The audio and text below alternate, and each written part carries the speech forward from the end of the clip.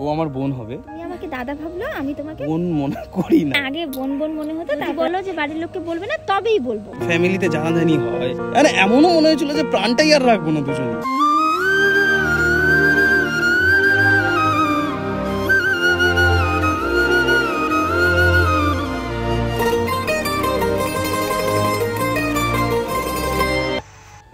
Finally আজ তোমাদের অনেক দিনের কিছু মানে প্রশ্ন রয়েছে যেগুলো তোমাদের মনে, সেই প্রশ্নগুলোর উত্তর দিতে আমরা চলে এসেছি। ওটা ছাড়ো না, বলো না যে একবারে ডাইরেক্ট যে লাভ স্টোরি শেয়ার করবা। আচ্ছা ঠিক বললো তোমাদের দিদিভাই যেটা বললো, আজকে আমরা লাভ স্টোরি শেয়ার করতে এসেছি।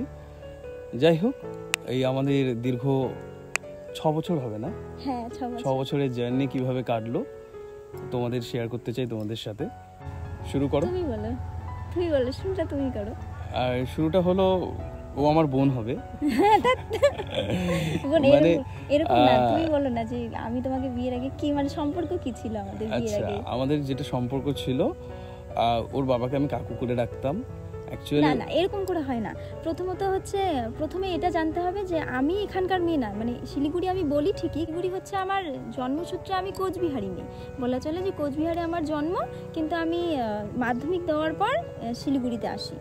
তো শিলিগুড়িতে যখন আমি প্রথম আসি, আমি বলছি আমাদের বাড়ির সামনে ও একটা মানে বাড়ি ছিল, যে বাড়িতে ওরা ভাড়া থাকতো। না তখন তো এরকম কিছু ছিল না, না তুমি ওরকম করে কেন বলো? তখন সম্পর্ক আমাদের সেইভাবে সেরকম কিছু ছিল না, কিন্তু যদি প্রথম দেখা বলতে পারি সেই সূত্রেই আর কি আমার বাড়ির পাশে ছিল তখন। তো তখন আমরা পাশাপাশি থাকতে পারি, কিন্তু তখন না আমাদের সেরকম ভাবে দেখা হতো না।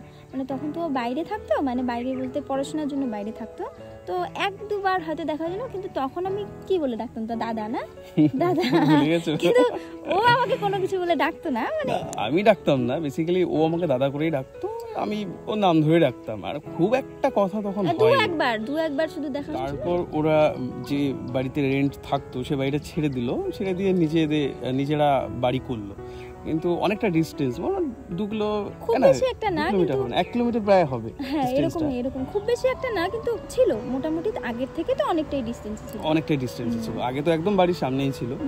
তো যাই হোক, তারপর আমার পড়াশোনা কমপ্লিট করে আমি যখন বাড়ি এলাম, আর পরে প্রথম দিন যে দেখা, তারপরে আমি বলবো না, তুমি বলো প্রথম দিন কেমন করে দেখা হয়েছিল? তো প্রথম দিন ওর মনে এক্সাম ছিল, তাই না? হ্যাঁ তখন আমি মানে এইচএস কমপ্লিট করে প্রথম কলেজে আর কি। হ্যাঁ ও ফার্স্ট ডে অফ মানে এক্সাম, মানে কলেজের ফার্স্ট ডে ছিল না, কিছু একটা এক্সাম ছিল, না এক্সামের ফার্স্ট ডে ছিল তোমার কলেজের এক্সামের। যাই হোক, ওর কলেজের এক্সামের ফার্স্ট ডে ছিল সকাল তখন 8টা বাজে। হ্যাঁ সকাল 8টা। আমি হয়তো মোড়ের মাথায় কোনো কিছু একটা কিনতে গিয়েছিলাম, সেই সময়টা যেটা নেওয়ার ছিল সেটা মানে কিনে ফেলেছি। তারপরে দেখছি ও একটা রেড কুর্তি পরে, না হ্যাঁ রেড জিন্স আর কুর্তি, আর একটা ঘাড়ে একটা ব্যাগ নিয়ে ও আসছিল। আর প্রথমে ওর সাথে আমার যে দেখা, ও যখন ভাড়া বাড়িতে থাকতো তখন যে রকম দেখেছিলাম, মানে সেই দিন একদম ডিফারেন্ট লাগছিল আর কি। মানে কি বলবো, মানে আগে বোন বোন মনে হতো, তারপর আর মানে ওর আর কি বোন মনে হয়নি। প্রথমে আর কি ভাবছে যে হ্যাঁ বোন তো, পাড়া প্রতিবেশী বোনই হয়, কিন্তু তারপর যেদিন মানে ও হঠাৎ করে একদিন দেখে ওর মনে হচ্ছে না এখন আর বোন ভাবা যাবে না। আসলে কোনো সময় দেখবে তোমাদের কাছে কোনো একটা জিনিস আছে, কিন্তু সেই সময় তোমার মানে সেইভাবে তুমি ফিল করতে পারছো না, সেই জিনিস হোক বা কোনো মানে ব্যক্তি হোক, কিন্তু হয় না কোনো সময় হ্যাঁ একটু ডিফারেন্ট লাগে। সেই দিন সত্যি আমাকে ওকে একদম অন্যরকম লাগছিল, মানে আমার চোখে একদম বেস্ট দেখা একটা, মানে সেরা দেখা একটা মেয়ে আমার জীবনে সেদিন ফিল হয়েছিল। আগেও দেখেছিলাম, কিন্তু সেই দিন মানে কেন জানি না ফিল হয়েছিল যে আমার জীবনে এর থেকে মানে কি বলবো সুন্দরী মেয়ে, ভালো মেয়ে আর আমি কোথাও দেখিনি, প্রথম সেদিনই আমি দেখেছি। যাই হোক, সেভাবে তারপরে ওকে বললাম যে তুই ফেসবুকে আছিস? না ওরকম কিছু ছিল না। বলছে যে কোথায় যাচ্ছিস? হ্যাঁ আমি তো বললাম যে হ্যাঁ আমার কলেজের এক্সাম আছে, সেই জন্য আমি যাচ্ছি। তো না ও না মানে ওখান থেকে আর নড়ছে না, ওখানেই দাঁড়িয়ে আছে, তো দাঁড়িয়ে আছে। তারপরে যখন টোটো আসলো, তারপর গিয়ে আমাকে টোটো তুলে দেওয়ার পর আস্তে করে বলছি যে বেস্ট অফ লাক। হ্যাঁ বলার পর না টোটো যখন ছাড়লো, তখন আমাকে কানের কাছে গিয়ে বলছি কি তোর নামে কি ফেসবুক অ্যাকাউন্ট আছে? তো আমি তো বললাম যে হ্যাঁ আছে। তো আমি না অবাক, কেন আজকে ও হঠাৎ করে ফেসবুক অ্যাকাউন্ট আছে কিনা, আমি কোন কলেজে পড়ি কিনা, মানে এরকম মানে তদন্ত। আমি বুঝতে পারছি যে ওর চোখে মুখে অনেক কিছু জানার ইচ্ছা আর কি। আসলে মানে ফেসবুক ছাড়া তো সরাসরি তো ওর সাথে আমি আর কিছু মানে কথা বলতে পারবো না ওর বাড়ি গিয়ে। আর সত্যি বলি তখন আমার কাছে কি ফোন ছিল বলো তো, তখন আমার কাছে জিও যে একটা কিপ্যাড ফোন ছিল, হ্যাঁ কিপ্যাড ফোনগুলো হয় না সেগুলো ছিল। হ্যাঁ আর সত্যি কথা বলতে যখন মানে আমি জানতে পারলাম ওর কাছে কোনো স্মার্টফোন নেই, স্মার্ট মিন্স মানে হয় না স্ক্রিন টাচ ফোন নেই, জিওর ফোন ছিল প্রিপেড ফোনটা, যেটা মানে ফেসবুক থেকে শুরু করে হোয়াটসঅ্যাপ থেকে শুরু করে সবই ধিমি ধিমি আকারে মানে আস্তে আস্তে করে সবকিছুই চলতো, মানে অনেক টিপতে হয় মানে মেহনত অনেক করতে হয় কষ্ট। হ্যাঁ একদম। এরপর কিছুক্ষণ পর যখন ওর ফেসবুক প্রোফাইলে গিয়ে আমি ফ্রেন্ড রিকোয়েস্ট করলাম, তারপর রিকোয়েস্ট করার পর ও আমাকে অ্যাকসেপ্টও করেছে, কিছুক্ষণের মধ্যেই করেছে। তারপরে রীতিমতো আমি ওকে হাই হ্যালো লিখছিলাম, হ্যাঁ তখন যখন কোনো রিপ্লাই আসছিল না। আচ্ছা বলো। ও না আমাকে না মানে ফেসবুকে ফ্রেন্ড রিকোয়েস্ট পাঠিয়েছে, সেটা আমি অ্যাকসেপ্টও করেছি। করার পর যখন আমি না মানে টোটো থেকে নেমে বাসে উঠে পড়েছি, ওই জন্য আমি ফোনটা ব্যাগে ঢুকিয়ে রাখার পরেই ও এত মেসেজ করে ফেলেছে, এত মেসেজ, মানে ও বারবার মেসেজ করে যাচ্ছে হাই হ্যালো মানে কোথায় আছিস। আরে বাবা রিপ্লাই করছিল না, আর আমি তখন সেই মুহূর্তে পুরো মানে টেনশনে ছিলাম কেন রিপ্লাই করছে না। আমি তো বাসে উঠে তো আমি আমার মানে আমি রিল্যাক্স, আমার তো কোনো ঝামেলা নেই। আমি ফ্রেন্ড রিকোয়েস্ট পাঠিয়েছে আমি অ্যাকসেপ্ট করে নিয়েছি, হয়ে গেছে। আমি না কলেজে গিয়ে যখন ফোনটা খুলেছি, বাপ রে বাপ পুরো একদম জাম, মেসেঞ্জার মানে পুরো ভর্তি। মানে আমি যে মানে ফোনটা খুলে কোনটা রিপ্লাই দিব মানে বুঝতে পারছিলাম যে কোন মেসেজে মানে কোথায় আছিস, কি করছিস, কি খাচ্ছিস, মানে ঠিক মতো পৌঁছালি কি না। হ্যাঁ মানে হাবি জাবি দিয়ে ভর্তি একদম। হ্যাঁ তারপরে তো আমি একটা করে রিপ্লাই। আচ্ছা সত্যি বলতে তোমার তখন মনে হয়নি যে আজকে মানে এরকম এইভাবে লিখছে কেন, এরকম মেসেজ মানে এতটা তো কেয়ারিং আমি তোমার প্রতি কোনোদিন দেখাইনি। একটু তো সন্দেহ হয়, কিন্তু যেহেতু দাদা সেই তো দাদা হয়, আমি তো আর না করতে পারি না, খোঁজ নিতেই পারে।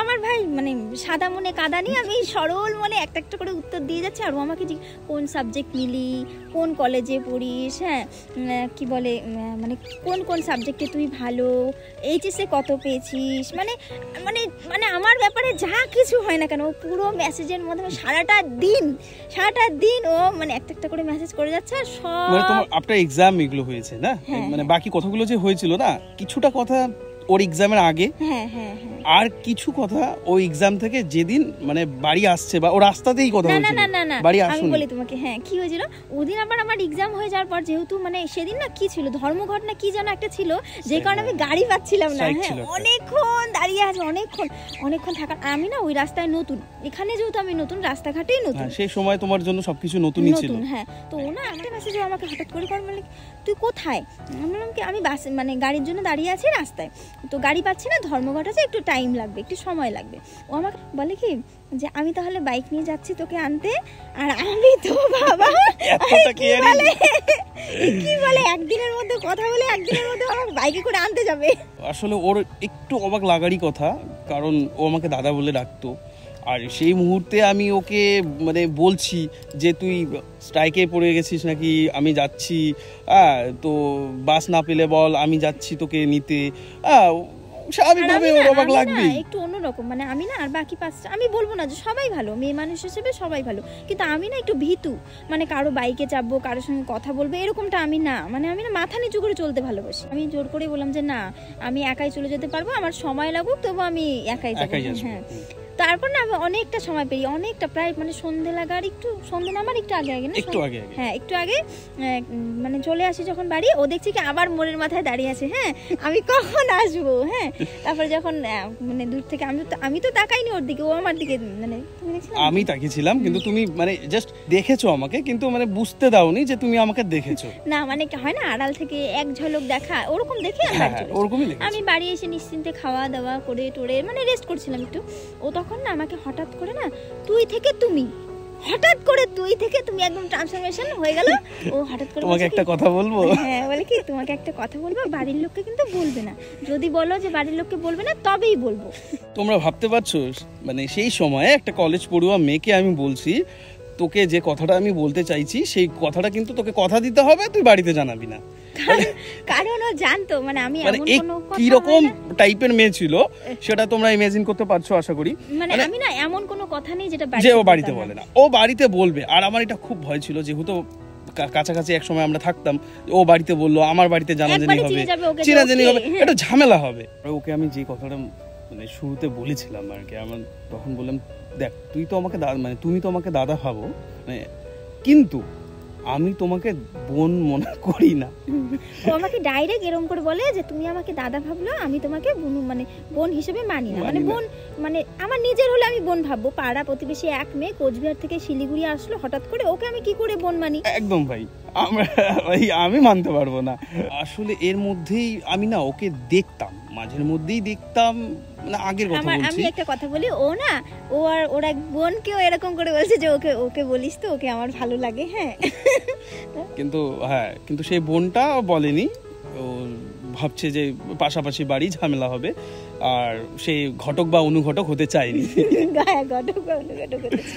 যাই হোক, যখন দেখলাম যে না কারো মানে কেউ আমাকে সাহায্য করবে না এই ব্যাপারে, তখন আমি নিজে থেকেই ও সরে গেছিল, কিন্তু ও ভাবছিল যে আর বলবো না। কিন্তু ও যখন আমাকে কলেজে যাওয়ার দিন প্রথম দেখে আর কি, ও তখন আর নিজেকে কন্ট্রোল করে রাখতে, ও ভাবছে আমার নিজের কাজ আমাকে নিজেকেই করতে হবে ভাই। আর সেই জন্যই আমি ওকে প্রপোজাল দিই। কিন্তু ও প্রপোজাল দেওয়া থেকে, প্রপোজাল অ্যাকসেপ্ট করা থেকে, মানে বাকি যা কিছু আছে এটা প্রচন্ড কষ্টকর। কি বলো তো, একটা প্রপোজাল দেওয়া তো খুবই সুন্দর, মানে ও যখন আমাকে প্রপোজাল দেয়, আমি বলবো না আমার খারাপ লাগে, মানে ভালোই ছিল না, সবটাই ভালো ছিল, অ্যাকসেপ্ট অবধি ভালো ছিল, কোনো খামতি ছিল না। তারপরে 2-4 দিন আমাদের রিলেশনও কথাবার্তা বলতাম ঠিকঠাক ছিল। তারপরের যে জার্নিটা ভয়ানক, মানে যখন ফ্যামিলিতে জানাজানি হয়, তারপরে যে জার্নিটা, তখন আমার জব ছিল না, একটা বেকার জবলেস ছেলে, তার সাথে ওর মানে একটা মেয়ের বিয়ে ঠিক হলো, এরকম করে না একটা খুব কষ্টকর একটা ইয়ের মধ্যে, সিচুয়েশনের মধ্যে দিন কেটেছে আমাদের। কথা বলি, আমি রিলেশন মানে অ্যাকসেপ্ট করা থেকে, মানে ও আমাকে প্রপোজাল দিল আর অ্যাকসেপ্ট করা, এইটুকু আমার ভালো ছিল। তার মাঝে হয়তো একটা মাস, ওভারঅল একটা মাস ভালো ছিল। তারপরে না ও পুরো জার্নিটা খুবই কষ্ট করছিল, সত্যি এত কিছুর মাঝে সেই একটা ভিডিওতে মানে যা যা ঘটেছে আমাদের সাথে, সেই একটা ভিডিওতে কিন্তু আমরা কভার করতে পারবো না। আমাদের রিলেশনশিপটা কিভাবে চললো, ফ্যামিলি কি করে কিভাবে নিল, কার চোখে আমরা কিভাবে খারাপ হলাম, তারপরে আমরা বাড়ি কেন ছাড়লাম, সবকিছু মানে জাস্ট আমাদের রিলেশনটা স্টার্ট হলো, এতটুকুই তোমাদের জানালাম। এরপরে পার্ট ওয়াইজ আমরা প্রত্যেকটা জিনিস জানাবো, প্রত্যেকটা আমাদের জীবনে কি হয়েছে, কি ঘটেছে, আমরা দিন কিভাবে কেটেছে, কিভাবে আমরা কষ্ট পেয়েছি, দিনের পর দিন কান্না করেছি, বিয়েটা হবে না, বিয়েটা হবে না, বিয়েটা ভেঙে গেল, আমার ফ্যামিলির প্রেশার, তারপর ওর ফ্যামিলির প্রেশার, এই সব কিছুতে না আমাদের রিলেশনটা একসময় খুবই জঘন্য জায়গায় যাচ্ছিল। মানে মনে হচ্ছিল কি না রিলেশনটা আর রাখবো না, মানে এমনও মনে হয়েছিল যে প্রাণটাই আর রাখবো না দুজনই। তো তোমাদের আমরা এতটুকুই বলবো যে এখন আমরা একটু খারাপ পরিস্থিতির মধ্যে আছি, বা মানে কিছুদিন আগেও একটু ভালো ছিলাম, কিন্তু তার আগে যেগুলো ঘটে গেছে সেগুলো তো বলারও বাইরে, সেগুলো মনে করলেও মানে এখন ভয় হয় না। তবে আমরা সবটাই বলবো, তবে যা হয়েছিল বা যা আমাদের রিলেশন চলাকালীন হয়েছে, বিয়ের পর কি হয়েছে, সবটাই পার্ট বাই পার্ট বলবো। তবে মানে একটা ভিডিওতে তো আর এত কিছু বলা যায় না, তো একটু পাশে থেকো, আমরা ঠিক সবটাই আস্তে আস্তে তোমাদের বলবো। আজকে আমরা ভাড়া বাড়িতে এসেছি, সবকিছু দিয়ে সব সম্পর্ক চুকিয়ে এসেছি, আস্তে আস্তে সব পার্ট ওয়াইজ বলবো। জাস্ট তোমরা আমাদের একটু সময় দাও, আমরা সব বলবো।